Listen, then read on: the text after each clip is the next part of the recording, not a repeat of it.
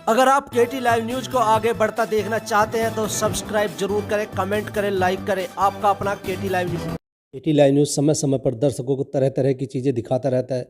उसी कड़ी में आज हम आए हैं ग्राम दौसा में, जहां पर सतपाल दौसा, जो एक तरह से रागनी गायन में द्रोणाचार्य कहे जाते हैं, तो आइए बात कराते हैं जो किसान आंदोलन को लेकर इनके मन में एक पीड़ा जागृत हुई, जिसको लेकर ये केटी लाइव न्यूज के जरिए कुछ दर्शकों को बताना चाहते हैं। सर, जैसे कि कल किसान आंदोलन में जो घटना घटी, उसके बारे में आप क्या कहना चाहते हैं? मैं एक ही बात कहना चाहता हूँ, हमारे देश में हमारे किसानों के बारे में कुछ गलती है। किसानों को सही समय पे पेमेंट नहीं दिया जा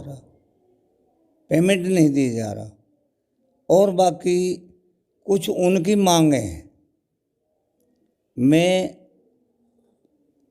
माननीय मुख्यमंत्री से, प्रधानमंत्री से ये अनुरोध चाहता हूँ कि इन किसानों की पीड़ा को समझें, क्योंकि मैं भी एक किसान हूँ।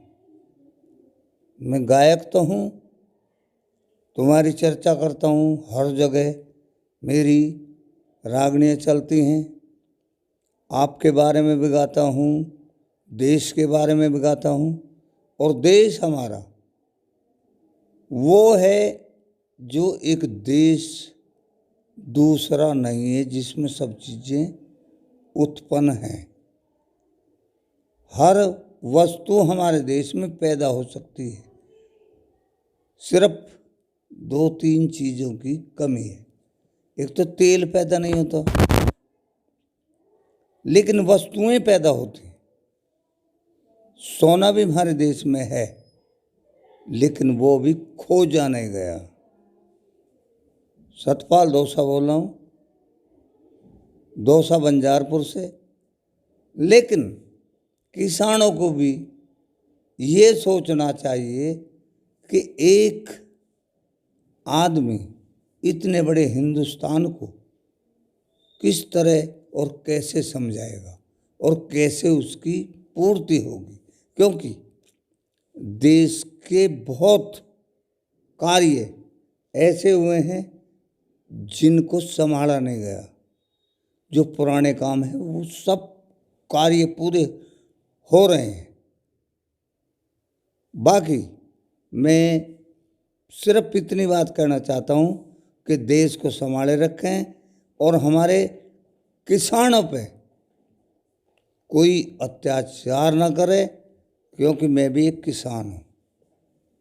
और किसी तरह की भावना दिल में ये रखें कि किसान एक जमीन को उगाता है और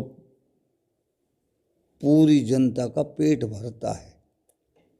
किसान एक वो चीज़ है जिसे गर्मी सर्दी पाले में कोई दिक्कत नहीं होती, और वो फसल पैदा करके, लेकिन उसको उचित मूल्य मिलना चाहिए।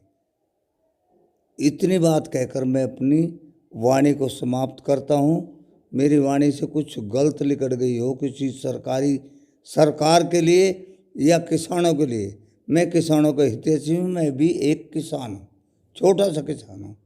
धन्यवाद। जय हिंद, जय भारत।